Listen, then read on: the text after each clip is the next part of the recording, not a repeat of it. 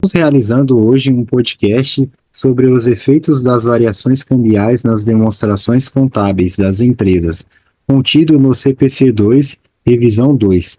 E participam deste podcast a professora Lourdes Utrila, mestre em Contabilidade e docente do curso de Ciências Contábeis na FMU, eu, o Wallace, nosso amigo Carlos, que infelizmente não pôde estar presente devido ao trabalho, mas está nos auxiliando com a edição deste podcast e elaboração das perguntas, e nosso amigo Márcio, todos estudantes do curso de Ciências Contábeis da FMU. Professora, desde já, muito obrigado por aceitar nosso convite e participar do nosso podcast. Bom, vamos à primeira pergunta.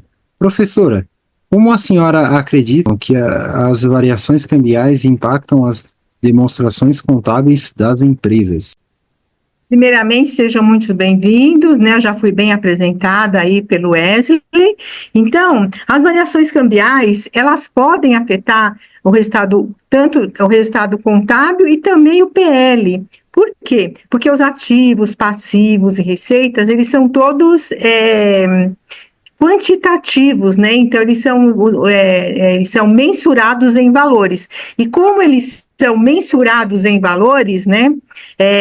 Tanto a despesa como a receita, ativos, passivos, então eles precisam ser convertidos para a moeda funcional ou a moeda de apresentação da empresa. Então, aí, dependendo do resultado, né, a alteração, o impacto, ele pode ser numa valorização ou de uma desvalorização da moeda. E com isso, pode haver tanto ganhos como perdas relevantes no resultado. Exatamente. Muito obrigado pela resposta, professor. Eu aproveito para dar início à segunda pergunta. Eu acredito que eu vou conseguir até colaborar um pouquinho com essa segunda pergunta também. Professora, quais são os principais métodos de conversão cambial e em que situações cada um é mais adequado? A senhora poderia descrever para a gente? Então, os métodos de conversão, né, eles são o método pela taxa histórica, que é aquela que é utilizada, né, pelos ativos não monetários, né, então, nos ativos não monetários eu vou utilizar a taxa histórica. E eu também tenho a taxa de fechamento, né, então aquela taxa de fechamento é muito usada, né, porque quando você vai fechar o balanço patrimonial, você vai usar a data do, por exemplo, 31/12, né? Então, da data de fechamento. E você também pode usar pelo método de taxa média, que geralmente ele é aplicado, né, quando existe aquelas operações de longo prazo, de longo período, né? Então, é aquelas conversões lá de receita, despesa de longo prazo. Né? Então, aí, nesse caso, utiliza a taxa média. Sim. E só lembrando também, né, pessoal, que as variações cambiais, dentro da contabilidade, a gente tem que seguir as normas técnicas, né? Bacana. E a norma brasileira que fala sobre isso é o CPC 2002, né? Isso, e a norma internacional seria a IAS F, a IAS 21, né? Bacana. Então, né, como a gente falou um pouco sobre os impactos, né?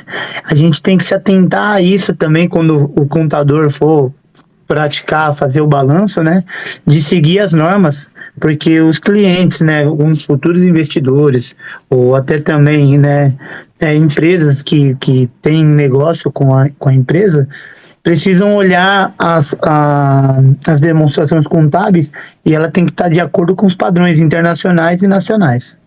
Eu acredito que outra questão importante que essa pergunta 2 abrange seria a respeito dos itens monetários e não monetários, que a gente tem alguns que a gente considera pela taxa histórica, que se não me engano são os não monetários, acredito que é isso, a professora pode corrigir caso esteja incorreto, e tem alguns que utilizam a data de fechamento, que aí tem que ser atualizado, que são os que têm a liquidez menor. Pode continuar. Isso que eu ia complementar aqui, né, que você, pegando o seu gancho aí, que você falou que abrange essa questão, ela está muito presente também num dos demonstrativos contábeis, que é a DRA, Demonstração de Resultado Abrangente. Então, lá, normalmente, quando a empresa faz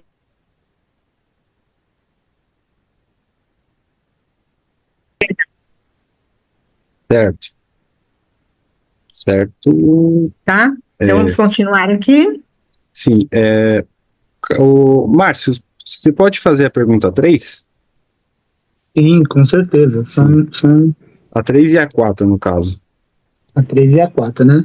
Isso. Falando sobre a variação cambial, as empresas, né, ela sofre com a volatilidade de câmbio. E aí existem estratégias para se proteger as empresas, né? E aí a pergunta seria assim, como a volatilidade do câmbio afeta os resultados financeiros e a tomada de decisões estratégicas, né? Certo. Então, falando aqui do que a empresa pode fazer para proteger, existe um contrato, quando ela faz, por exemplo, ela faz compra em moeda estrangeira, empréstimo em moeda estrangeira, então existe um contrato que ele chama EDG. Esse contrato que as instituições financeiras oferecem para a empresa, ele visa proteger a empresa, inclusive a próxima... É a próxima pergunta aqui, né? Sim. Como que é? Só que ele impacta na volatilidade, porque esse contrato, né? Ele protege. Então, como tem uma volatilidade muito alta, aumentou muito o câmbio, então esse contrato ele fixa o câmbio, né? E isso acaba interferindo na tomada de decisões da empresa, né? Porque essa volatilidade, ela gera muitas incertezas, né? Porque o dólar pode subir muito, o euro, dependendo da moeda que a empresa fechou. O negócio, ele pode... o medo da empresa, a incerteza, é que essa moeda seja muito valorizada, né? E tem empresas que ela trabalha com esses riscos, né? Por quê? Porque ela é uma empresa de importações ou exportações, então ela tem que projetar essa taxa cambial, né, nas exportações e importação, para ter uma prévia para ter um orçamento do lucro, né, como que essas alterações vão impactar no lucro, né, e também tem os investimentos, né, ela pode também fazer investimentos, além de operações, conforme eu falei anteriormente, né, operações de financiamento internacionais. Então, com isso, a gente indiretamente já entra na próxima pergunta, ela faz, né? Ela assina esse contrato, essa proteção para fixar a taxa de câmbio, né? Para que a empresa, para que ela fique neutra dos impactos das variações cambiais, né? Tanto as operações financeiras, e também dos contratos que ela faz em moeda estrangeira, né? E isso tudo está no CPC 48, ele vai falar sobre isso, tá? Certo. Agora Exatamente, né? O RED contábil, ele é uma ferramenta de quando o mercado está muito volátil, né? E não só quando isso, mas o RED contábil, as empresas são necessárias trabalhar com isso, tanto para garantir o contrato que ela fez. Porque pode sim que tenha lucro, né, futuro com a valorização do dólar, mas também pode ser que tenha um prejuízo gigante com a desvalorização. Depende de como o mercado, o mercado da moeda vai se comportar, né? Aí o hedge, ele ajuda a neutralizar os impactos. Ele tem que estar na conformidade com as normas, como a professora disse, na CPC 48, na norma internacional IFRS 9.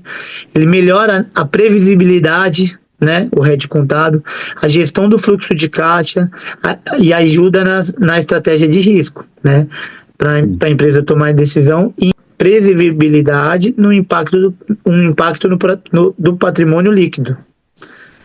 Certo.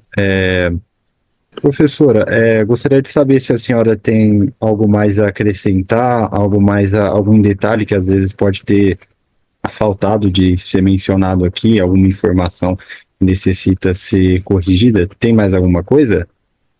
Eu acho que nesse tema, né, que vocês estão abordando aqui, sobre as variações cambiais, ele está bem abrangente, né? Para se aprofundar mais, vocês podem perpasse pelo CPC. O CPC, pessoal, ele é uma norma que ela é bem prática, é bem técnica, para vocês conseguem entender com facilidade. Por quê? Porque tem participação também de estudantes, né?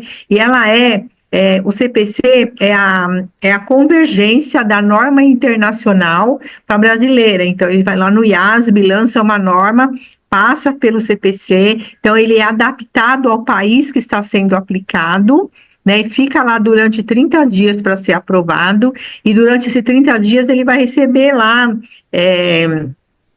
informações, se ele for aprovado, ele vira o CPC, né, ele é divulgado, e se ele não for, ele volta novamente para a audiência para ver se ele pode ser aplicado no Brasil. E aí é feito os ajustes. Então, com isso, vocês percebam que o CPC ele acaba sendo bem didático, porque tem participação tanto de estudantes, né, e também tem participações de diversos outros órgãos voltados para a contabilidade e que realmente entendem de contabilidade. Então, é importante que vocês acessem cada CPC relacionado a esse tema para que vocês se aprofundem o conhecimento. Muito obrigada. Certo, de nada. Professora... Eu gostaria só de trazer um exemplo, né, sobre a variação cambial, né, como a gente está querendo falar um pouco desse assunto, o exemplo prático, né, foi no caso da Petrobras, né, que sofreu grandes impactos em sua contabilidade devido à desvalorização do real frente ao dólar, afetando seu endividamento em moeda estrangeira. E outro exemplo, para a gente tentar, né, se situar, você imagina uma empresa multinacional que operava na Argentina, onde teve os períodos de hiperinflação, né?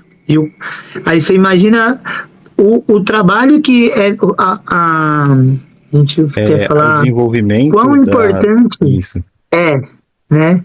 Uma empresa que trabalha em vários países, né, multinacional, isso. A importância de ela ter, né, dentro da contabilidade dela, né, a necessidade de garantir, né, dentro das normas, a apresentação da variação cambial, né?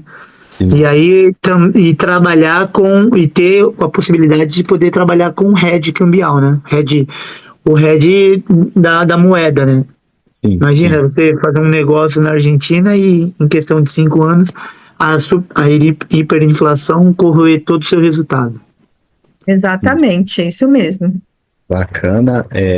Algo mais a ser acrescentado? Da minha parte, não. Ok. Márcio? Não, seria isso mesmo. Eu acho que o exemplo foi bem prático, né? E o tema, né, trouxe um pouco mais de conhecimento para todos, né? Tanto para nós, professora, a gente reavivar, né, esses detalhes, né, das normas técnicas, como deve ser aplicado, né? Então, acredito que esse bate-papo aqui foi de muito crescimento para todos, né? Certo. Bom, desde já gostaria de desejar boa noite a todos, boa noite à professora, boa noite a você também, Marcos. Agradecer a participação da professora Lourdes, a disponibilização do tempo, também agradecer ao Márcio que compareceu aqui, fazer um agradecimento também ao Carlos que nos ajudou a elaborar a segunda pergunta, que deu uma força para a gente aqui também, e é isso. Muito obrigado a todos. Muito obrigado a todos, boa noite. Foi um prazer, professora Lourdes, trazer esse conhecimento para a gente. Muito obrigado, viu? Muito obrigado, professora. Foi um prazer. Obrigada eu pela oportunidade.